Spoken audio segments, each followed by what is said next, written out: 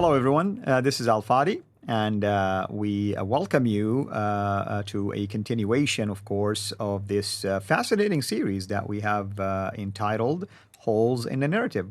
Today, we're going to talk about yet another issue that oftentimes is brought up, especially by our Muslim friends, and the fact that there is numerical increase among those who are joining the flock of Islam.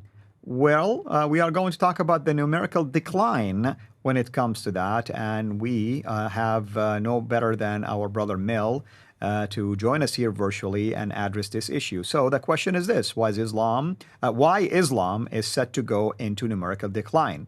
And with that in mind, Mel, what say you, brother? The only reason why Islam is growing numerically is because of the high birth rate, and people might think, well, there's nothing that you can do about that, and it's going to remain like that for centuries to come. But actually, I've got news for you.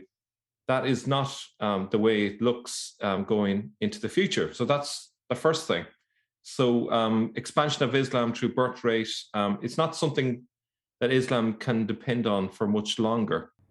If we look at what has happened in the Middle East and North Africa, it has experienced one of the fastest collapses of the fertility rate in the world. So if you look at where it was during the same period as America, it was close to 7 children per woman, or about 6.8, and it fell to 2.7 in that same period. So what does that mean, essentially? It has fallen 4.2 children per woman in that period. That's a massive collapse. So Muslims might want to brag about how they have more children in their families than in the West. Well, I wouldn't be bragging for too much longer, because the trend is not looking good going forward. Especially in the Middle East, which is the main hub for Islam. Things are demographically changing in the Middle East. Philosophies are changing. Marriage practices are changing. Divorce is at rise. Not everybody likes to have a lot of children anymore. Women are working, and so on and so forth.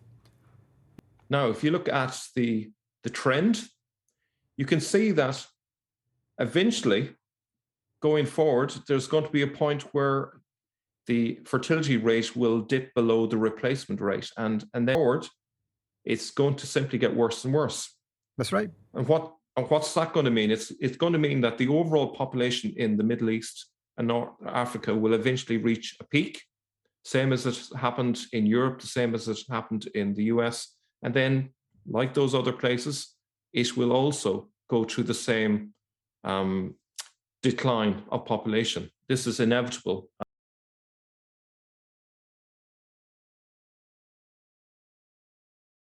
So across the world as a whole today, something like 3/4 of our planet's population lives in countries with below replacement fertility. Now, we're used to thinking of rich countries as having below replacement fertility, and almost all of them do, and almost all of them have for a while. But since you know that the rich countries only account for a very small share of the world's population, you couldn't get to 3/4 of the world being below replacement unless mostly this is occurring in low-income countries, in so-called third world countries. And if you spin the globe, you see that all of East Asia is below replacement at this point. Most of Southeast Asia. In South Asia, India is a below replacement population now. Bangladesh is below replacement. Nepal is below replacement at this point.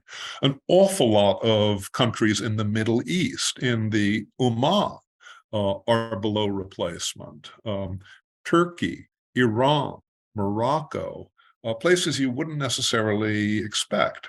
And then, of course, when you come to the New World, Mexico, Brazil, and a number of other Latin American countries are also below replacement societies, as well as practically all of the Caribbean. So this is the wave of the future, and this has been a relentless trend.